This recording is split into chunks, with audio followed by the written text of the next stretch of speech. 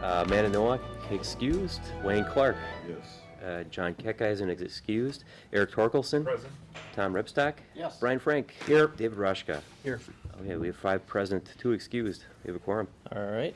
We will go to item C, approval of the minutes from our meeting in August. Motion to approve. Second. Any amendments to the minutes? All in favor? Aye. Anyone opposed?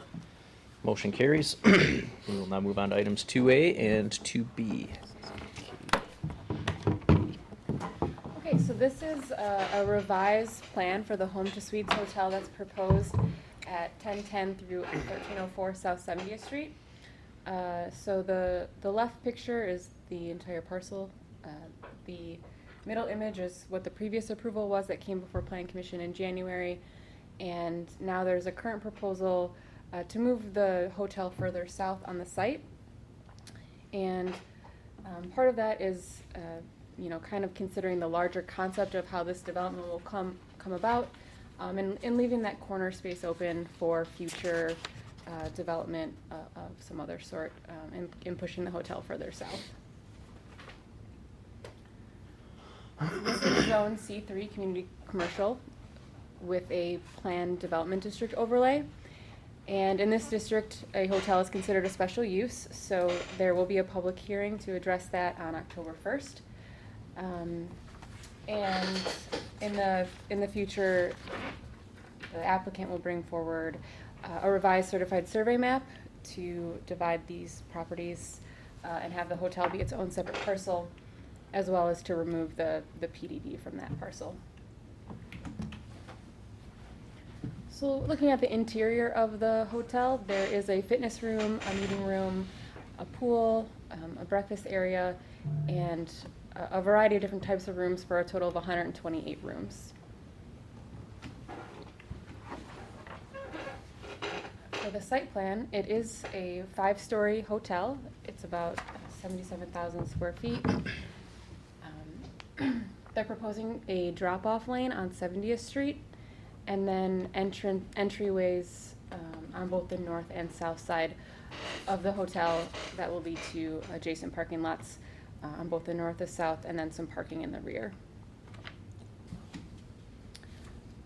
There are 133 parking stalls.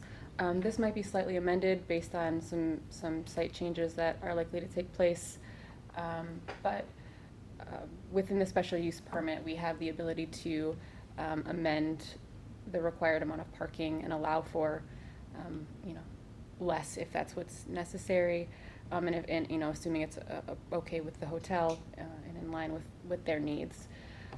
So the required amount will be 1 per room, so 128, but we think there's definitely sufficient parking.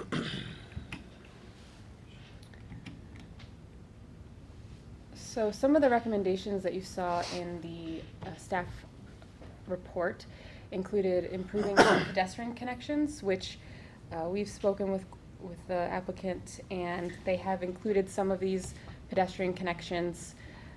Initially, we were also discussing some more connections up here, but ultimately we came to decide against doing that, because this is a loading dock and it's really back of the building type of activities where we don't really want to encourage people to go walking about, whereas this connection will lead directly to the existing shopping center. Another recommendation that we had was to include a curb in between the street and the drop-off lane, and they have also updated that. Some discussions that we're still kind of working out the exact details of are trying to improve this south parking lot. As it was initially proposed, there was no way to say if the parking lot were full and you got to the end to turn and exit, you would have to pull in and back out and then go back out the way you entered. So we'd like to see this be a through circular lot. And that might allow some opportunity to widen some of this landscaping, maybe narrow this down a little. Our city engineer today suggested that we talk to them about doing angled parking here, so we can work out those details with the applicant.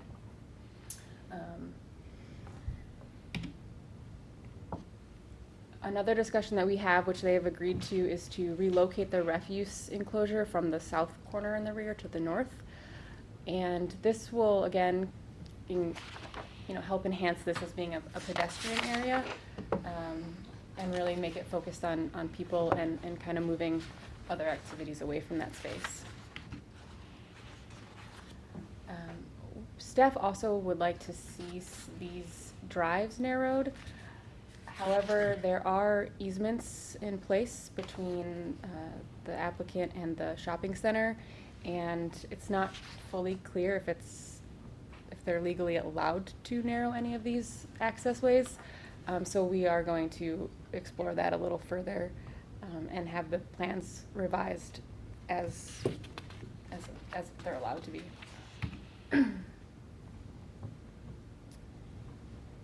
And then additionally, we want to just work with them to get a little more detail on some of the larger development concepts for any sort of like lighting or bollards or benches and that kind of thing that they might be envisioning for the larger development on that entire block, not just specifically the hotel. And we'd like to see bike racks included on the plan.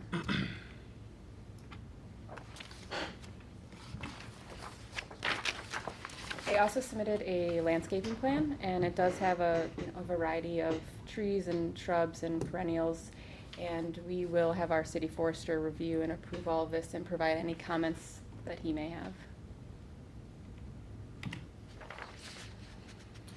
So looking at the elevations and the building materials, the bottom portion of the building is a dark brick, and then the towers and the centerpiece are metal panels that are made to match. The center is a lighter gray brick, and then there are also gray hardy panel siding materials.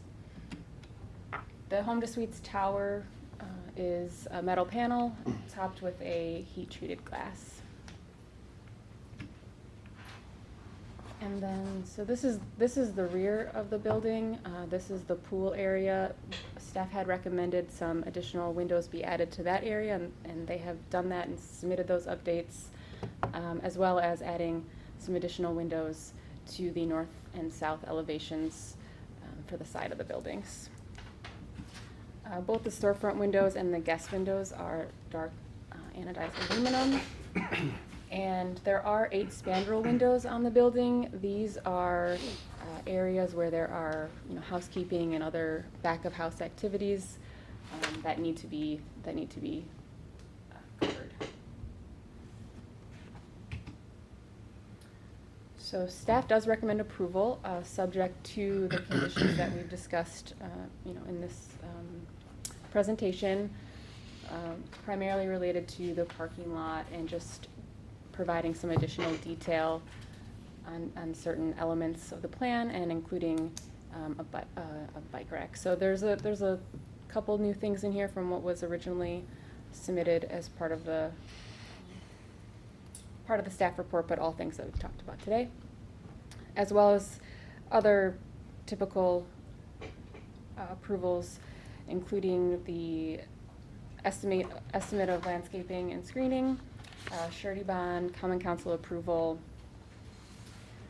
stormwater management approval, the updated certified survey map, and overlay removal.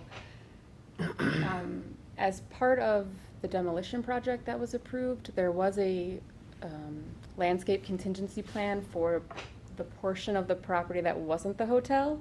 And so now that is swapped, we just want to get an updated contingency plan for that other project. And also our city engineer's approval. Thank you. So that was a lot. If anyone has any questions, and there are representatives from Cobalt here today as well. Wayne? Thank you.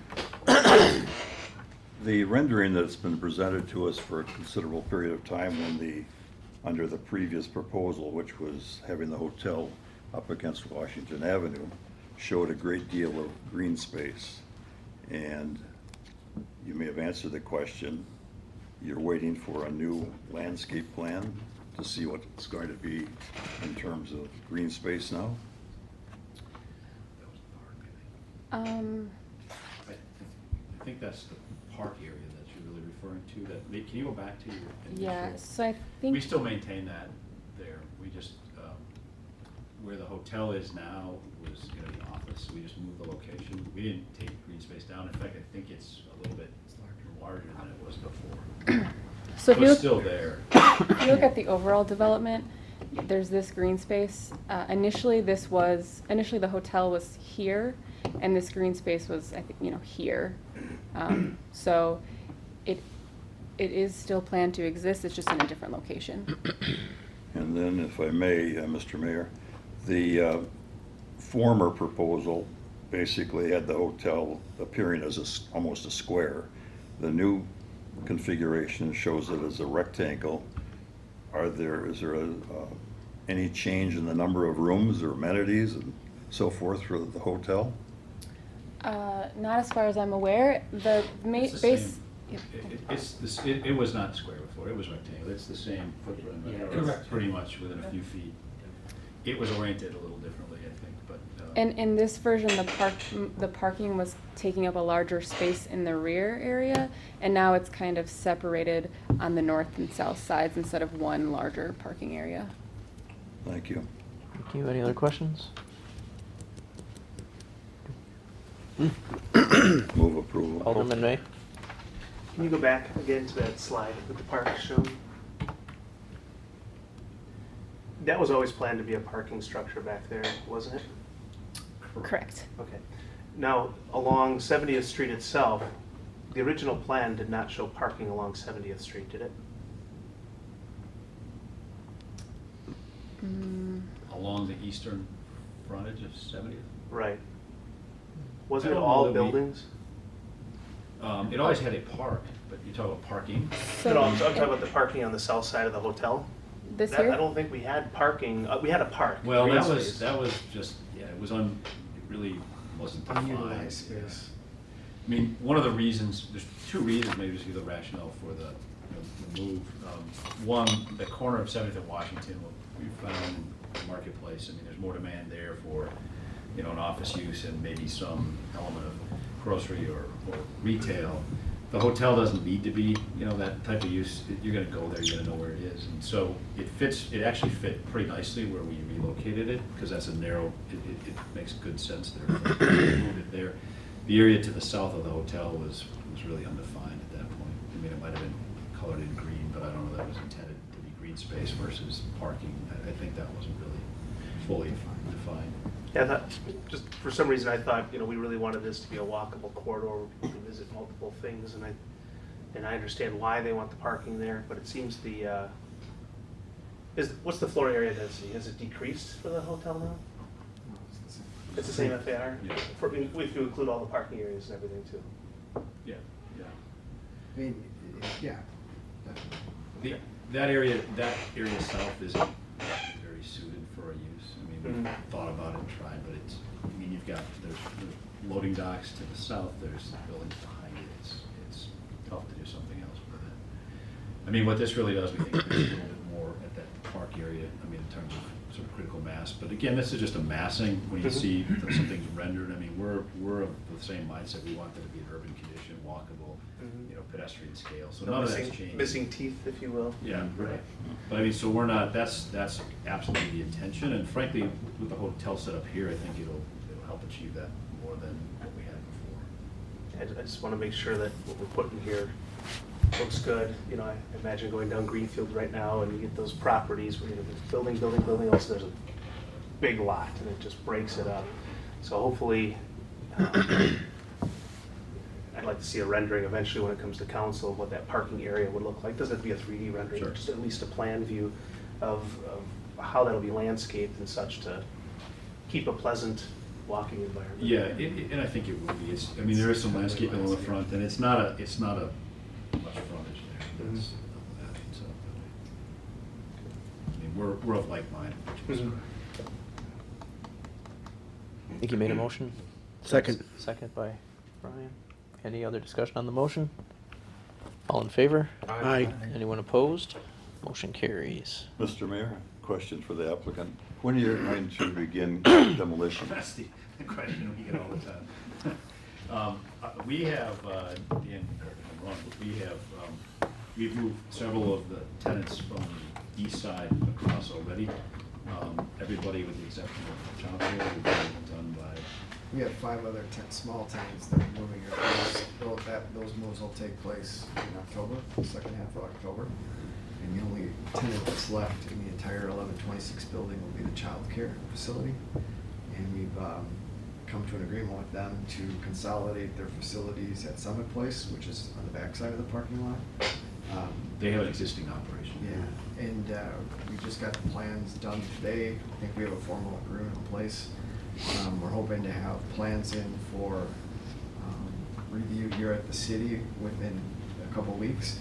And we could start that build out a week or two after we get the permit. And then our intent is to have that by the end of November, which will allow us to finish abatement and then start demolition. Is there still an opportunity to get a tour? Yeah, in fact, we, I've actually, were you the gentleman who? I'm the guy. yeah. This is my card, you call me. I will. Well, we're gonna try to set something up for any, city staff, electeds, commissioners, just both there, and then, if anyone wants to see kind of what's going on in the other buildings of the build out. My wife and I met in that building. Oh, well, we can leave you alone. I'll give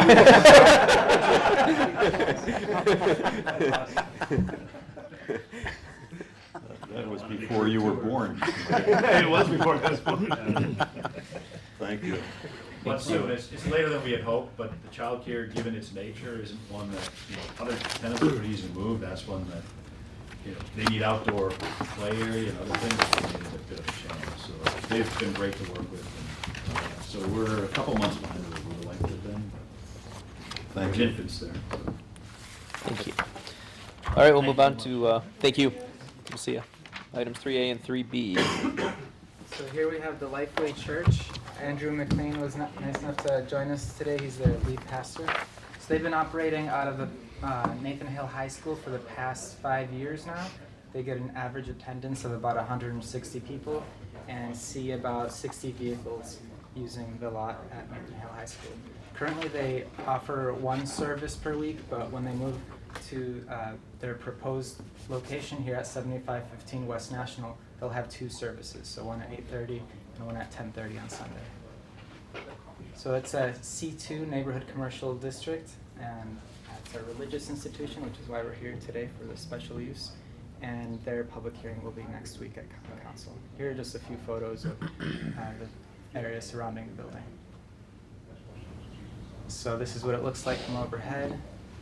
And some of the recommendations that we're making to the site plan here is to send us a revised, detailed, and scaled site and landscaping plan. We want them to include parking stalls with handicap stalls drawn on the plan, and show details of the 4-sided refuse enclosure, include the floor plan within the building and showing where the different entrances are, including, we also want them to include details on parking lot repairs, so we're asking them to repave the lot and replace the wheeled stops with a concrete curb, and then landscape the areas around the parking lot. There's a post at the southeast part of the parking lot that we'd also like them to remove, and we're asking also to have them include a schedule of the proposed start and completion date for these improvements. Another recommendation we're making is to combine the 2 parcels, so the parking lot is actually separate from the building currently. We want them to combine that into 1 parcel via certified survey map. So parking, they have about 35 spots in the lot that is connected, right next to their building, and there are about 70 on-street parking spots in the 2 blocks north and south of the building along 75th Street. And then there are about 125 library parking stalls. So this would meet their parking code of having 210 parking stalls. So the Lifeway Church, they expect about a maximum of 100 vehicles. That's about as many as they can handle within their current space, within this new space. And they have asked if they could use the library's parking lot for Sunday services. We had an internal meeting here about a couple weeks ago where city staff suggested payment in lieu of taxes. So we brought forward a few different options to our city attorney, and he suggested that the best legal option would be to have them pay based on the market rate of existing parking lots. Now, I bring this to you all just to get your input. This isn't really your decision. I believe Common Council will make the final decision on this next week, but just wanted to hear what you all have to say. These are the 3 different options for payment in exchange for parking. So the first one is a pay based on the assessed value of the property. So the city attorney said that there'd be a couple issues with that. It creates uncertainty and mixes the city's assessment power with its interest in generating revenue. The second option is to have them pay the cost of construction and maintenance of the parking lot. This creates a fuzzy line regarding whether the lot is properly maintained. Either one of them could say, oh, it needs more maintenance. No, it's more subjective. And then it depends on the terms of arrangements. And then the third one, the payment would be pure rent. We would just set an amount for rental of 1 parking stall and then multiply that by however many they need. And it's the simplest to administer and enforce, and then the city would receive a cash flow based on the value of the asset without losing equity in the asset. And then you can easily break the lease whenever if either party is dissatisfied. And this is just a summary of everything I just said. Thank you. Sure. Wayne? Thank you. Was the Masonic Temple a tax-exempt property? Yes. Yes, it was run by the Freemasons before, which were a religious institution. And I assume Lifeway Church is tax-exempt. Correct. Therefore, why would there, so we're not gaining anything from a tax standpoint, but why would there be an issue relative to parking and having to pay, They want to use the library parking lot. city-owned? Yeah. Thank you. Any other questions? Thank you. Did you have anything you wanted to add? No. No? All right. Move for approval? Motion to approve? Second. Second. Any other discussion on the motion? All in favor? Aye. Anyone opposed? Motion carries. We will move on to item 4. Thank you, Mayor. Our next item is the proposed demolition of a property formerly known as the Knights of Columbus property. It's a 1.8 acre property at 1800 South 92nd Street. It's currently owned by Chris Hansen Labs, who has a master vision for expanding their corporate campus, has acquired this property as well as about 11 others in the immediate vicinity to the east and north for their U.S. headquarters expansion. Debbie Tomczyk is here representing Chris Hansen, and the plan that's been submitted to us, the aerial view on the left, 92nd Mitchell Street, Lapham, where they come together, is the Mitchell and Lapham would be in the northern boundary, the Union Pacific Railway on the south here, the southern boundary, and the property is 1.8 acres. This is the property that's we're talking about this evening. Chris Hansen Labs is just to the east, and it's their existing facility. They've been there for decades. The site plan that's been submitted with their scope of work basically indicates demolition of this approximately 16,000 square foot building. It would be removed, down to grade. The footings and foundations would also be removed as a part of the demo permit. And then the plan is to basically seed and turf this area over where the building once was. The parking lot would remain. Chris Hansen has, again, sort of a larger vision for what happens next once the building's gone. I mean, they're eventually going to be combining this property with their main campus as well as those other properties that they had rezoned previously last year. With the main part of their campus, so they have one lot of record. Plans will come back to the Plan Commission for site landscaping and architectural review on that larger phased improvement to the overall campus. This area here, in the future, also detailed plans for this portion of the overall property would come back to the Plan Commission. But the immediate thing for Plan Commission to consider this evening is, once the building's gone, you know, what's it going to look like? And I've got a basic little, I guess, a street view from Google here. Let's see if it fires up. Hopefully we've got the internet working, but come on. There we go. So we're looking north on 92nd Street. The 92nd Commons development is across the street. This is the Knights of Columbus property. Chris Hansen facility is further back in the background, crossing a sort of a bridge here, and there is a drop-off, but this is the property, the building that's going to be demolished. And as we move further north, this sign is now gone. There is some landscaping on the property currently. Further north here of that southernmost drive, there's existing landscaping. So the bulk of the 92nd Street frontage is landscaped, so there is a nice buffer between the parking lot and the city sidewalk and street.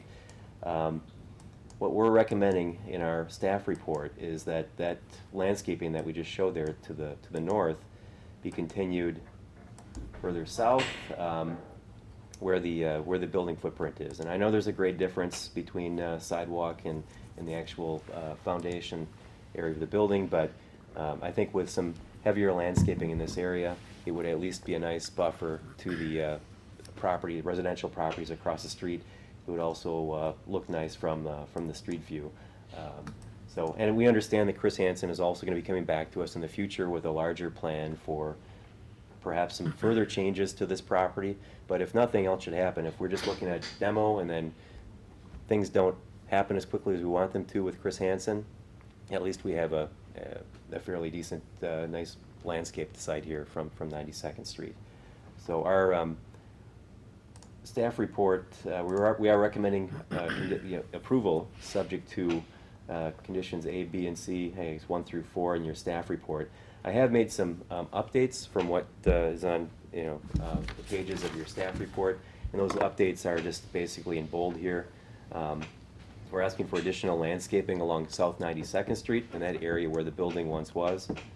And then also Hansen, I should have mentioned, Chris Hansen is proposing a perimeter fence around the new around the Knights of Columbus property, and it'll be very similar to what's around the campus today, which is an ornamental variety style of fence about 6 feet tall.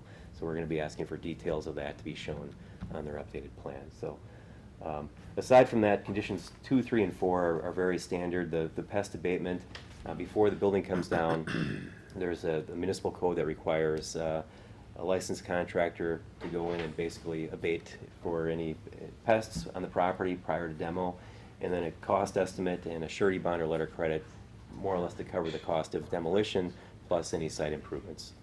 So that's what I have to present. Are there any questions? Wayne? Mr. Mayor, Steve, it seems to me that the operative question here is, when is Chris Hansen going to do something? In other words, I don't think it's appropriate to have them put thousands or hundreds of thousands of dollars into whatever they might do for landscaping if they're going to have a plan to go forward in the next 6 months.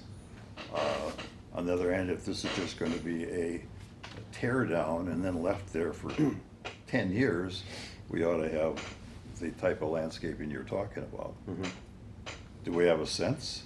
Yeah, so I mean, I think they want to tear the building down before year end, and then they're also working, and Debbie could compliment me on I think on the Chris Hansen side from their perspective of where they're going next. But they are in a mode now where they want to expedite the demolition of this building and then move to the next step, phase 1 and 2 of the future corporate expansion. Debbie? I agree with Steve. I mean, we're looking at the demolition as quickly as we possibly can, and I think we'd be back to you within the next couple of months for our phase 1 and phase 1 plans. And there's a phase 2 as well, and we're in discussions with the city about both of those. Are the other properties that were acquired already demoed? Yes. Everything's down except this. Right, the apartment buildings are gone, and then this is the next step, right? Well, if there's a commitment to get this thing moving beyond the demolition rather quickly, I don't think we should have a landscape plan. Well, I would say we should have at least a fallback, should something go wrong in the deal, next year, that we at least have a fallback, that at least there's some minimum amount of landscaping on the site. And this is a very similar thing that we did with the phase one part of the demolition. We wanted a fallback. If nothing else happens here, we wanted to look good for the neighborhood, with the perimeter fencing, with the perimeter landscaping and so on. So it's really sort of the following suit off of that previous demolition recommendation. What Chris Hansen has done with the property along 92nd to the north of the entrance to Knights of Columbus, I think that's first rate. It looks good. Yep. And is set back, and so whatever you want to do, I'll vote for it. Thank you, Wayne.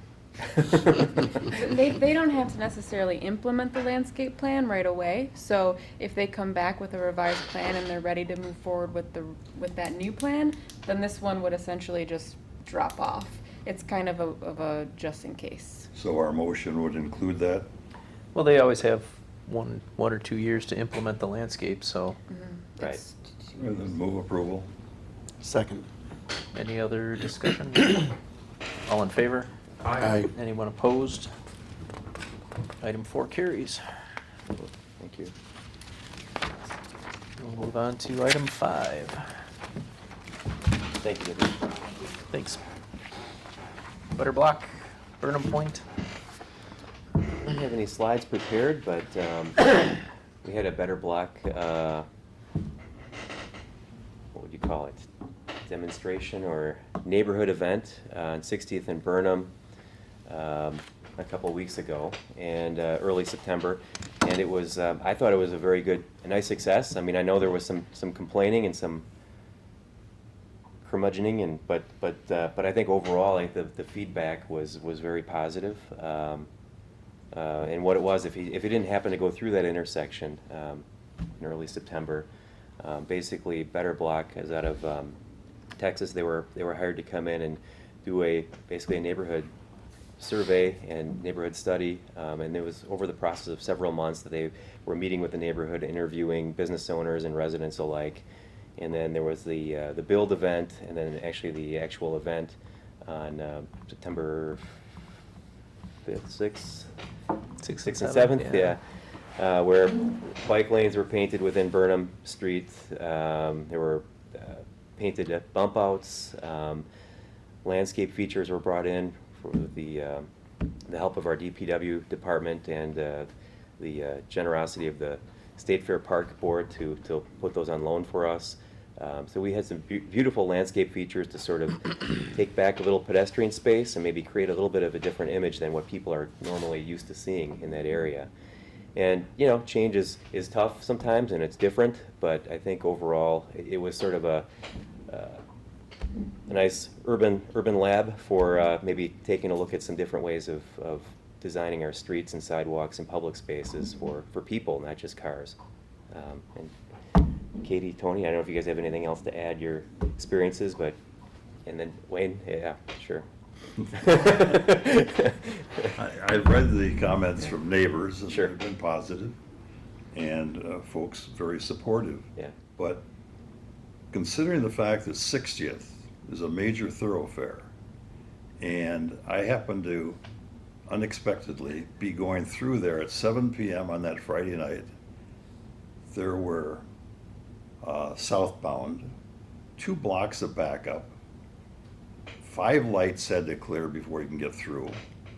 And if you're looking at it strictly from traveling 60th Street, that was an unmitigated disaster.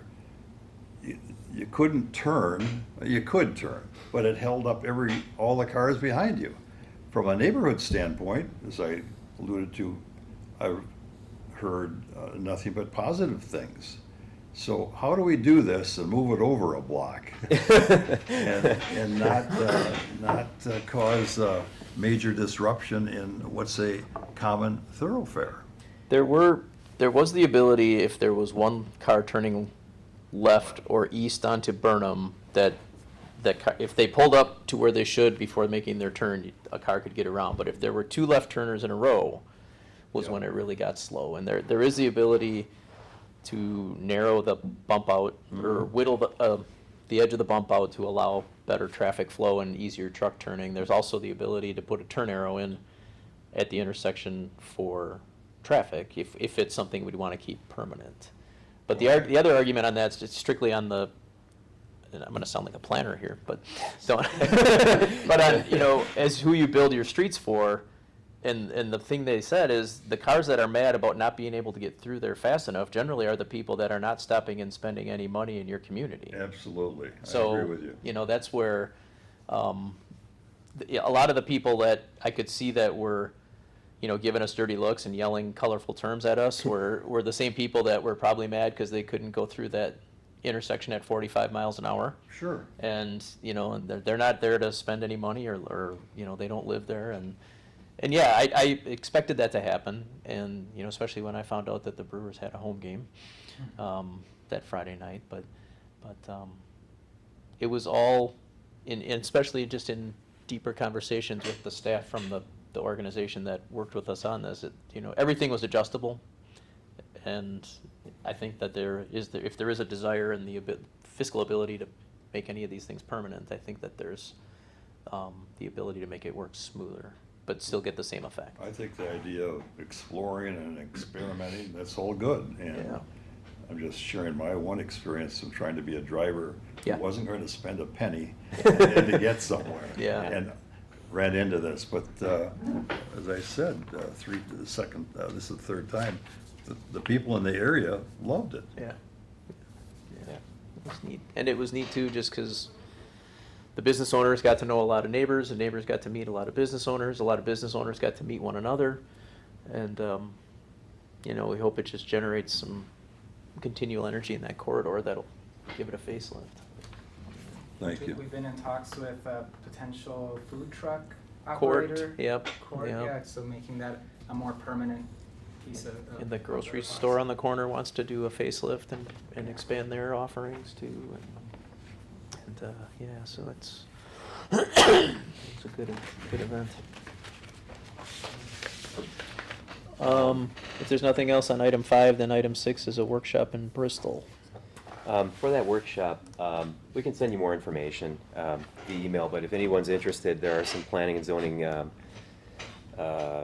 it's an afternoon. I think it starts from noon to 3:30, but in Bristol, Wisconsin was the closest one. They're doing a series of them throughout the state, but this was the closest to us. And if anyone's interested, we'll send you more information. And in fact, we'll probably just send it out to everybody, just so you can take a look at it, see if you're interested. If you want to go, just give us a call or shoot us an email. We'll get you registered. I think they're trainings that are targeted for local planning commission members, so.